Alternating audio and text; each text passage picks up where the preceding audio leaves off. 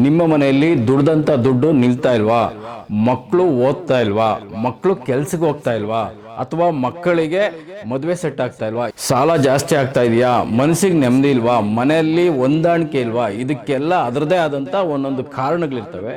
ಹಾಗಾಗಿ ಈ ವಿಡಿಯೋದಲ್ಲಿ ಆ ಕಾರಣಗಳನ್ನ ತಿಳಿಸ್ಕೊಡ್ತಾ ಹೋಗ್ತೀನಿ. ನಿಮ್ಮ ಮನೆಗಳಲ್ಲಿ ಅದನ್ನು ನೋಡಿ ಸರಿಪಡಿಸ್ಕೊಳ್ಳಿ.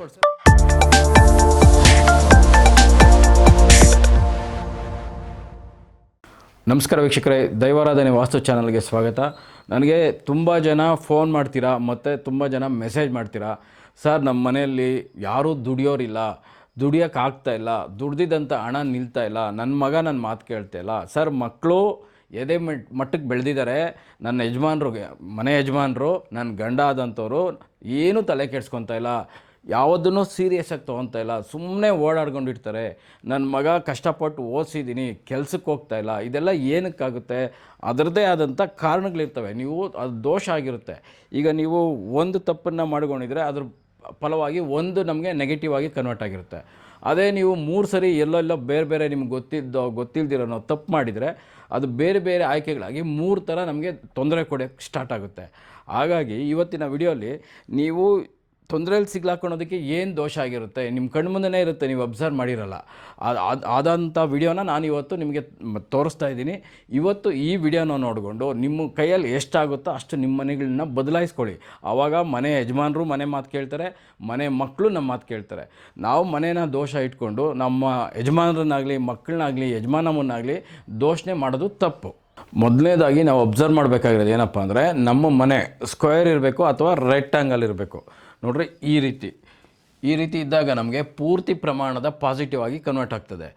ಯಾರ ಮನೆಯಲ್ಲಿ, ಈಗ ನಮ್ಮ ಮನೆ ಯಜಮಾನರು ತಲೆ ಕೆಡ್ಸ್ಕೊತಾ ಇಲ್ಲಪ್ಪ, ಮನೆ ಯಜಮಾನರು ದುಡಿತಾ ಇಲ್ಲ, ಸುಮ್ಮನೆ ಬೆಳಗ್ಗೆ ಹೋದರೆ ಸುತ್ತಾಡ್ಕೊಂಡು ಸಾಯಂಕಾಲ ಬರ್ತಾರೆ, ನನ್ನ ಮಗ ಓದಲ್ಲಿ ಹಿಂದೆ ಉಳಿದಿದ್ದಾನೆ, ನನ್ನ ಮಗ ಕೆಲ್ಸಕ್ಕೆ ಹೋಗ್ತಾ ಇಲ್ಲ, ಮನೆಯಲ್ಲೇ ತಿಂದ್ಕೊಂಡು ಉಣ್ಕೊಂಡಿದ್ದಾನೆ, ಟೈಮ್ ಪಾಸ್ ಮಾಡ್ತಾ ಇದ್ದಾನೆ, ನಮಗೆ ಇಂಟ್ರೆಸ್ಟ್ ಜಾಸ್ತಿ ಕಟ್ತಾ ಇದ್ದೀರಿ, ಸಾಲ ಜಾಸ್ತಿ ಆಗಿದೆ, ಮನೆಯಲ್ಲಿ ಯಾರ್ಯಾರಿಗೆ ಲವ್ ಮ್ಯಾರೇಜ್ ಆಗುತ್ತೆ, ಇದೆಲ್ಲ ತೋರಿಸೋ ಅಂಥದ್ದು ನಮಗೆ ನೋಡ್ರಿ ಈಶಾನ್ಯ ಮೂಲೆ ತೋರಿಸುತ್ತೆ. ಕೆಲವ್ರು ಏನು ಮಾಡ್ತಾರೆ ಅಂದರೆ, ಮನೇನ ಡಿಸೈನ್ ತೊಗೊಳೋವಾಗ ಇಲ್ಲೊಂದು ಸ್ವಲ್ಪ 1 ಅಡಿನೋ ಅರ್ಧ ಅಡಿನೋ ಹಿಂಗೆ ತೊಗೊಂಡ್ಬಿಡ್ತಾರೆ, ಒಳಗಡೆಗೆ ಹಿಂಗೆ ತೊಗೊತಾರೆ. ಆವಾಗ ನಮಗೇನಾಗುತ್ತೆ, ಈಶಾನ್ಯ ದೋಷ ಆಗ್ತದೆ. ಈಶಾನ್ಯ ದೋಷ ಆದಾಗ ನಾನು ಈಗ ಏನು ಹೇಳಿದ್ನಲ್ಲ, ಇದೆಲ್ಲ ಅವ್ರವ್ರ ಮನೆಗಳಲ್ಲಿ ನಡೀತಾ ಇರ್ತದೆ. ಇನ್ನೂ ಕೆಲವ್ರು ಏನು ಮಾಡ್ತಾರೆ ಅಂದರೆ, ಕಾರ್ ಪಾರ್ಕಿಂಗ್ನೇ ಇಲ್ಲಿ ತೊಗೊಂಡ್ಬಿಡ್ತಾರೆ, ಒಳಗಡೆ ಈಶಾನ್ಯ ತೊಗೊಂಡು ಕಾರ್ ಪಾರ್ಕಿಂಗ್ನ ದೊಡ್ಡದು ಮಾಡ್ಕೊಂಬಿಡ್ತಾರೆ. ಆಗಲೂ ಅಷ್ಟೇ ಆ ಮನೇಲಿರ್ತಕ್ಕಂಥವ್ರು ನಾನು ಈಗ ಏನೇನು ಹೇಳಿದ್ನಿ ಅದೆಲ್ಲ ಅವ್ರ ಮನೆಯಲ್ಲಿ ನಡೀತಾ ಇರ್ತದೆ. ಗ್ರೋತ್ ಇರೋದಿಲ್ಲ, ಬೆಳವಣಿಗೆ ತುಂಬ ನಿಧಾನ. ನಮ್ಮ ಜೊತೆಲಿರೋರೆಲ್ಲ ಎಷ್ಟೋ ಚೆನ್ನಾಗಿ ಮೇಲೆ ಕೊಟ್ಟೋಗ್ಬಿಟ್ಟಿರ್ತಾರೆ, ನಾವು ಮಾತ್ರ ಮೇಲಕ್ಕೂ ಇಲ್ಲ ಕೆಳಕ್ಕೂ ಇಲ್ಲ, ಅಲ್ಲೇ ಇರ್ತೀರಿ. ಏನಕ್ಕೆ ಅಂದರೆ, ಈಶಾನ್ಯನ ಒಳಗಡೆ ತೊಗೊಳೋದ್ರಿಂದ ಈ ದೋಷ ಉಂಟಾಗುತ್ತೆ.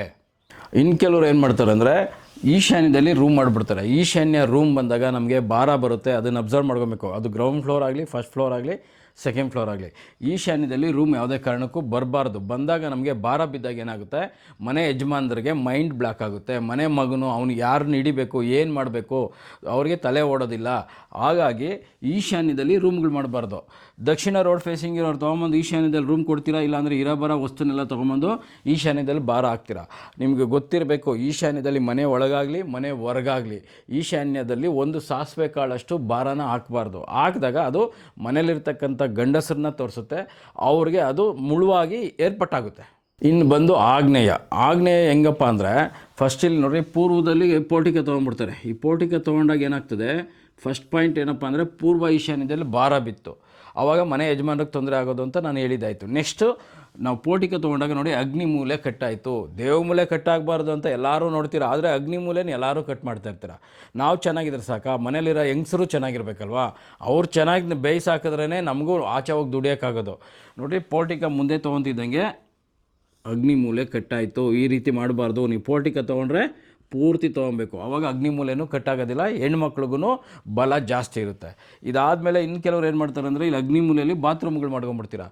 ಯಾವಾಗ ಅಡುಗೆ ಮನೆಯಿಂದ ಮುಂದೆ ಒಂದು ರೂಮ್ ಅಂತ ಕ್ರಿಯೇಟ್ ಆಗಿ ಅದರಲ್ಲಿ ಬೆಂಕಿ ಉರಿಯಲ್ವೋ, ಆವಾಗ ನಮಗೆ ಈ ಮನೆ ಟೋಟಲ್ 100% ವಾಸ್ತುಕ್ಕಿದ್ರೂ ಈ ಒಂದೇ ಒಂದು ಬಾತ್ರೂಮು ಇಷ್ಟು ದೊಡ್ಡ ಪ್ರಾಪರ್ಟಿನ ಕೆಡ್ಸಾಕ್ಬಿಡುತ್ತೆ.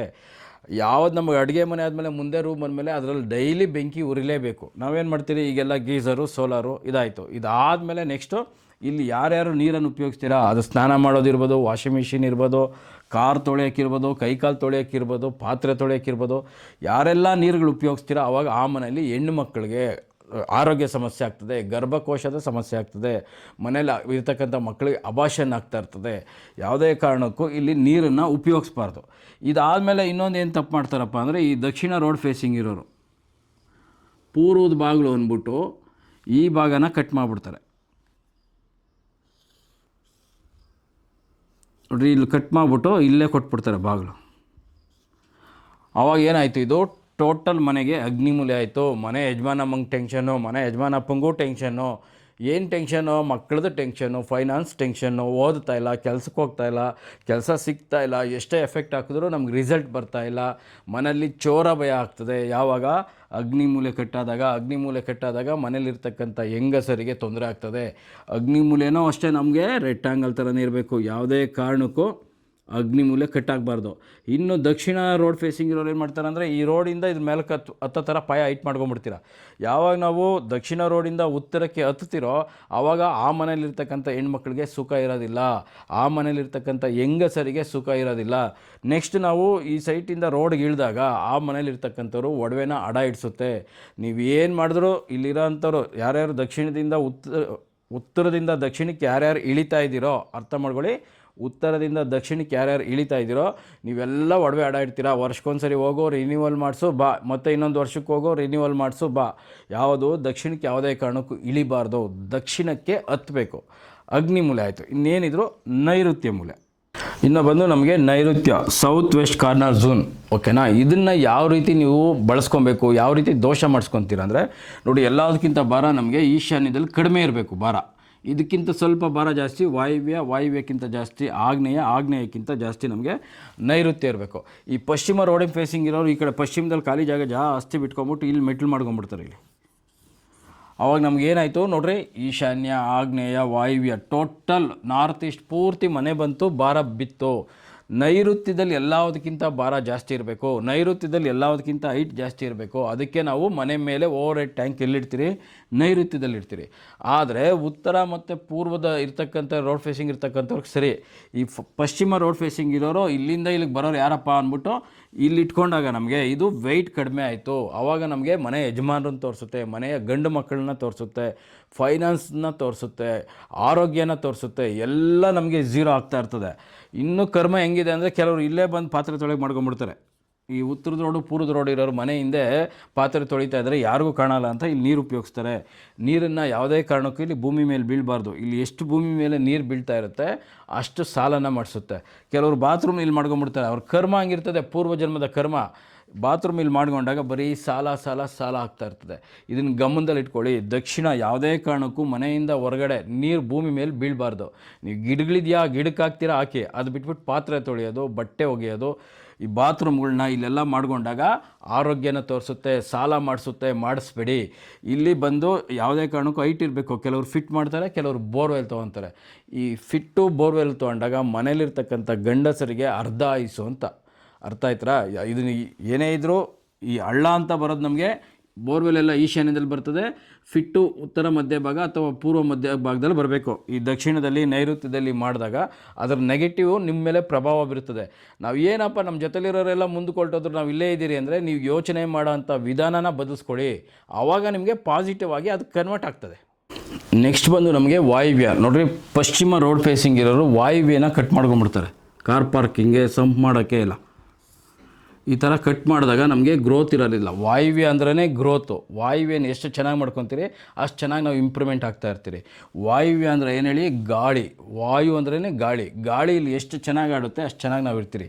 ನೋಡಿ, ಇಲ್ಲಿ ಪಶ್ಚಿಮದಲ್ಲಿ ನೀವು ಕಟ್ ಮಾಡಿದಾಗ ಅರ್ಥ ಮಾಡ್ಕೊಳ್ಳಿ, ಪೂರ್ವದಲ್ಲಿ ಭಾರ ಬಿತ್ತು, ಪಶ್ಚಿಮದಲ್ಲಿ ಭಾರ ಕಡಿಮೆ ಆಯಿತು. ಆವಾಗ ಮನೇಲಿರ್ತಕ್ಕಂಥ ಗಂಡಸರಿಗೆ ತೊಂದರೆ ಆಗ್ತದೆ, ಬೆಳವಣಿಗೆ ಸ್ಲೋ ಇರ್ತದೆ.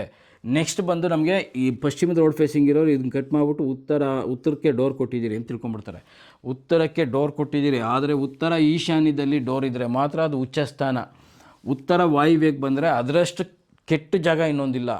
ವಾಸ್ತುವಲ್ಲೇ ವಾಯುವ್ಯ ಅಂದ್ರೇ ಅದರಷ್ಟು ದೊಡ್ಡದು ಒಳ್ಳೆತನದ್ದು, ಅದರಷ್ಟು ಕೆಟ್ಟತನದ್ದು ಇನ್ನೊಂದಿಲ್ಲ.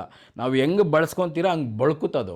ಅದನ್ನು ಚೆನ್ನಾಗಿ ಬಳಸ್ಕೊಳ್ಳಿ. ಉತ್ತರ ವಾಯುವ್ಯದಲ್ಲಿ ಬಾಗಿಲು ಕೊಟ್ಬಿಟ್ಟು ಸುಮ್ಮನೆ ಹೆಣ್ಮಕ್ಳಿಗೆ ತೊಂದರೆ ಆಗ್ತದೆ. ಕೋರ್ಟು ಕಚೇರಿ, ಲವ್ ಮಾಡೋದು, ಇದೆಲ್ಲ ಯಾವ ತೋರಿಸುತ್ತೆ? ಬಡ್ಡಿ ಕಟ್ಟೋದು. ಯಾವಾಗಲೂ ಕೋರ್ಟು ಕೇಸು ಇರೋರಂಥವ್ರು, ನಿಮ್ಗೆ ಏನಾದರೂ ಒಂದು ಕೇಸ್ ಬಿದ್ದಿದೆ ಅಂದರೆ ಫಸ್ಟ್ ಹೋಗಿ ನಿಮ್ಮ ಮನೆ ವಾಯುವ್ಯ ನೋಡಿರಿ.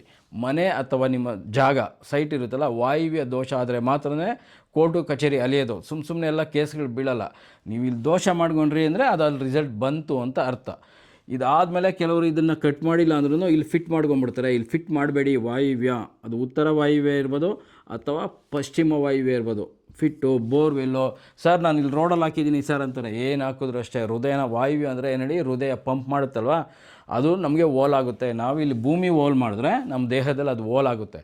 ತುಂಬ ಜನ 80% ಜನ ಇಲ್ಲೇ ಮಾಡೋದು. ಆದಷ್ಟು ಭಗವಂತ ನಿಮ್ಮ ಕಡೆ ಇನ್ನೂ ನೋಡ್ದಂಗಿಲ್ಲ, ಆದಷ್ಟು ಬೇಗ ಚೇಂಜ್ ಮಾಡ್ಕೊಂಬಿಡಿ. ಆವಾಗ ನಿಮ್ಗೆ ಅದು ಪಾಸಿಟಿವ್ ಆಗಿ ಕನ್ವರ್ಟ್ ಆಗ್ತದೆ. ಇದಾದಮೇಲೆ ನೆಕ್ಸ್ಟು ನೋಡಿರಿ, ಇದು ವಾಯುವ್ಯ ನೋಡಿ. ಒಂದು ಫಸ್ಟ್ ತಿಳ್ಕೊಳ್ಳಿ, ನೀರು ಮನೆಯಲ್ಲಿ ಈಶಾನ್ಯದಲ್ಲಿ ಖರ್ಚು ಮಾಡಿದ್ರೆ ಅದು ಒಳ್ಳೆಯದಲ್ಲ ಕೆಟ್ಟದ್ದಲ್ಲ. ಆಗ್ನೇಯದಲ್ಲಿ ಖರ್ಚು ಮಾಡಿದ್ರೆ ಆರೋಗ್ಯ ಸಮಸ್ಯೆ ಉಂಟಾಗ್ತದೆ. ನೈಋತ್ಯದಲ್ಲಿ ನೀರನ್ನು ಉಪಯೋಗಿಸಿದ್ರೆ, ಮನೆಯಿಂದ ಹೊರಗಡೆ ಹೇಳ್ತಾ ಇರೋದು, ನೀರನ್ನು ಉಪಯೋಗಿಸಿದ್ರೆ ಸಾಲ ಮಾಡಿಸುತ್ತೆ. ಇಲ್ಲಿ ಬಾತ್ರೂಮ್ ಮಾಡಿಬಿಡ್ತೀರ, ಇಲ್ಲಿ ಉಪಯೋಗಿಸ್ತಾ ಇರ್ತೀರ, ಆರೋಗ್ಯ ಸಮಸ್ಯೆ ಆಗ್ತದೆ. ಉಪಯೋಗಿಸ್ಬೇಡಿ. ವಾಯುವ್ಯದಲ್ಲಿ ಉಪಯೋಗಿಸಿ. ಇಲ್ಲಿ ಎಷ್ಟು ನೀರು ಉಪಯೋಗಿಸ್ತೀರಾ ಅಷ್ಟು ದುಡ್ಡನ್ನು ಉಳಿಸ್ತೀರ. ಹಾಗಾಗಿ ಇಲ್ಲಿ ಬಟ್ಟೆ ಒಗೆಯೋಕ್ಕೋ, ವಾಷಿಂಗ್ ಮಿಷಿನೋ, ಆಚೆ ಕಡೆ ಜಾಗ ಇದ್ದರೆ ದೂರದಲ್ಲಿ ಒಂದು ಬಾತ್ರೂಮೋ, ಕಾರ್ ತೊಳೆಯೋದಕ್ಕೆ ಇದನ್ನೆಲ್ಲ ಉಪಯೋಗಿಸ್ಕೊಳ್ಳಿ. ವಾಯುವ್ಯದಲ್ಲಿ ಕಾರ್ ನಿಲ್ಲಿಸಿ. ನೀವು ಇಲ್ಲಿ ವಾಯುವ್ಯದಲ್ಲಿ ಏನಿರುತ್ತೆ ಜಾಸ್ತಿ ಆಗ್ತಾ ಇರ್ತದೆ. ವಾಯುವ್ಯದಲ್ಲಿ ಕಾರ್ ನಿಲ್ಲಿಸಿ ಜಾಸ್ತಿ ಆಗ್ತದೆ. ಟೂ ವೀಲರ್ ಇದ್ದರೆ ಟೂ ವೀಲರ್ಗಳು ನಿಲ್ಲಿಸಿ ಜಾಸ್ತಿ ಆಗ್ತದೆ.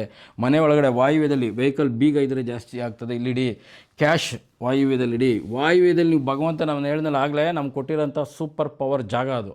ನಾವು ವಾಯುವ್ಯದಲ್ಲಿ ಒಂದು ಇಟ್ಟರೆ 4 ಆಗುತ್ತೆ. ಇವಾಗ ನೀವೇನೋ ಒಂದು ಗೋಲ್ಡ್ ಲೋನ್ ತೊಗೊಂಡಿದ್ದೀರಾ ಅಂತ ಇಟ್ಕೊಳ್ಳಿ, ಇಲ್ಲೊಂದು ಇಟ್ಬಿಡಿ. ಆ ಸ್ಲಿಪ್ಪು ಮನೆ ಒಳಗಡೆ ವಾಯುವ್ಯದಲ್ಲಿ ಬರೀ ಸಾಲ ಮಾಡಿಸ್ತಾ ಇರ್ತದೆ. ಏನಕ್ಕೆ? ಆ ಗೋಲ್ಡ್ ಲೋನ್ ಸ್ಲಿಪ್ ಜಾಸ್ತಿ ಆಗಬೇಕು ಅಂತ. ಹಾಗಾಗಿ ಭಗವಂತ ನಾವಿಲ್ಲಿ ಏನು ಇಡ್ತೀರಿ ಅದು ನೆಗೆಟಿವ್ ಇರ್ಬೋದು, ಪಾಸಿಟಿವ್ ಇರ್ಬೋದು. ಇಲ್ಲಿ ಏನು ಇಡ್ತೀರೋ ಅದು ನಮ್ಮ ಮನೇಲಿ ಜಾಸ್ತಿ ಮಾಡ್ತಾ ಇರ್ತಾನೆ. ತುಂಬ ಒಳ್ಳೆಯ ಜಾಗ ವಾಯುವ್ಯ. ಇದನ್ನು ತುಂಬ ಚೆನ್ನಾಗಿ ಬಳಸ್ಕೊಳ್ಳಿ. ನಮಗೆ ಈ ವಾಯುವ್ಯ ಅನ್ನೋದೇ ಒಂದು ಸ್ಪೆಷಲ್ ಮೂಲೆ. ಈ ಸ್ಪೆಷಲ್ ಮೂಲೆನ ಬಳಸ್ಕೊಂಡು ನಮಗೆ ಬೇಕಾಗಿರೋಂಥದ್ದನ್ನು ಯಾವ ರೀತಿ ಪಡ್ಕೊಬೋದು, ಯಾವ ರೀತಿ ನಮಗೆ ಏನು ಬೇಕು, ಒಂದು ವೆಹಿಕಲ್ ಬೇಕಾ, ಒಂದು ಕ್ಯಾಶ್ ಬೇಕಾ, ಒಂದು ಗೋಲ್ಡ್ ಬೇಕಾ, ಏನು ಬೇಕೋ ಯಾವ ರೀತಿ ಅದರಿಂದ ನಾವು ಪಡ್ಕೊಬೋದು ಅನ್ನೋದನ್ನು ಮುಂದಿನ ವಿಡಿಯೋದಲ್ಲಿ ನಿಮಗೆ ತೋರಿಸ್ತೀನಿ. ವಾಯುವ್ಯನ ತುಂಬ ಚೆನ್ನಾಗಿ ನಾನು ಬಳಸ್ಕೊಂಡಿದ್ದೀನಿ. ನಾನು ಯಾವ ರೀತಿ ಬಳಸ್ಕೊಂಡಿದ್ದೀನಿ ಅಂತ ತೋರಿಸ್ತೀನಿ. ನೀವು ಬಳಸ್ಕೊಂಡು ನಿಮ್ಗೆ ಏನೇನು ಬೇಕೋ ಅದನ್ನೆಲ್ಲ ನಿಮ್ದಾಗಿಸ್ಕೊಡಿ. ನಮ್ಮ ಮನೆ ಸ್ಕ್ವೇರ್ ಇರಬೇಕು ಅಥವಾ ರೆಕ್ಟಾಂಗಲ್ ಇರಬೇಕು ಅಂತ ಈ ವಿಡಿಯೋದಲ್ಲಿ ತೋರಿಸ್ಕೊಟ್ಟಿದ್ದೀನಿ. ಇನ್ನು ಮನೆ ಒಳಗಡೆ ನೀವು ಏನೇನು ದೋಷ ಮಾಡ್ಕೊಂಡಿರ್ತೀರ, ಕುತ್ತುಗಳಿರ್ಬೋದು, ಬಾತ್ರೂಮ್ಗೆ ಹತ್ತೋದಿರ್ಬೋದು, ಇಳಿಯೋದಿರ್ಬೋದು, ಮಾಸ್ಟರ್ ಬೆಡ್ರೂಮ್ ದೋಷ, ಫಿಟ್ ಇರ್ಬೋದು, ಸಂಪ್ ಇರ್ಬೋದು, ಅದರಿಂದ ನಿಮ್ಗೆ ಏನೇನು ಕಷ್ಟ ಅನುಭವಿಸ್ತಾ ಇದ್ದೀರಾ, ಆ ಕಷ್ಟನೆಲ್ಲ ನಾನು ಯಾವ ರೀತಿ ಸರಿಪಡಿಸ್ಕೊಬೋದು ಅಂತ ಅದನ್ನು ಅಷ್ಟೇ ಮುಂದಿನ ವೀಡಿಯೋದಲ್ಲಿ ನಾನು ನಿಮ್ಗೆ ತಿಳಿಸ್ಕೊಡ್ತೀನಿ. ಇದಾದಮೇಲೆ ನನಗೆ ತುಂಬ ಜನ ಕಮೆಂಟ್ಸ್ ಮಾಡ್ತಾಯಿದ್ದೀರಾ, ಅದಕ್ಕೆ ಆನ್ಸರ್ ಕೊಡೋಕೆ ಆಗ್ತಾಯಿಲ್ಲ. ಕೆಲಸದ ಒತ್ತಡ ಜಾಸ್ತಿ ಇದೆ, ಆಗ್ತಾಯಿಲ್ಲ. 15 ದಿನಕ್ಕೊಂದು ಸರಿ ಆದರೂ ನಾನು ಆ ಪ್ರಶ್ನೆಗಳಿಗೆ ಉತ್ತರ ಅಂದರೆ ಒಂದು ವಿಡಿಯೋ ಮಾಡಿ ಉತ್ತರ ಕೊಡೋಂಥ ಪ್ರಯತ್ನ ನಾನು ಮಾಡ್ತೀನಿ. ಯಾರಿಗಾದರೂ ಸೈಟ್ ವಿಸಿಟಿಂಗ್ ಬೇಕಿದ್ದರೆ ಫೋನ್ ಮಾಡಿ. ಫಸ್ಟ್ ಟೈಮ್ ಆದರೂ ನಮ್ಮ ವಿಡಿಯೋ ನೋಡ್ತಾ ಇದ್ದರೆ ದಯವಿಟ್ಟು ಸಬ್ಸ್ಕ್ರೈಬ್ ಮಾಡಿಕೊಂಡು ಬೆಲ್ ಬಟನ್ ಒತ್ತಿ. ನಿಮಗೆ ಈ ವಿಡಿಯೋ ಇಷ್ಟ ಆಯಿತು ಅಂದರೆ ಒಂದು ಲೈಕ್ ಕೊಡಿ. ಮತ್ತು ನಿಮ್ದೇನಾದರೂ ಪ್ರಶ್ನೆ ಇದ್ದರೆ ಕಮೆಂಟಲ್ಲಿ ತಿಳಿಸಿದಾಗ ನಾನು ನಿಮಗೆ ಅದಕ್ಕೆ ಉತ್ತರ ಕೊಡೋಂಥ ಪ್ರಯತ್ನ ಮಾಡ್ತೀನಿ ಅಂತ ಹೇಳ್ತಾ ಮತ್ತೊಂದು ವಿಡಿಯೋದಲ್ಲಿ ಮತ್ತೆ ಸಿಗ್ತೀನಿ. ನಮಸ್ಕಾರ.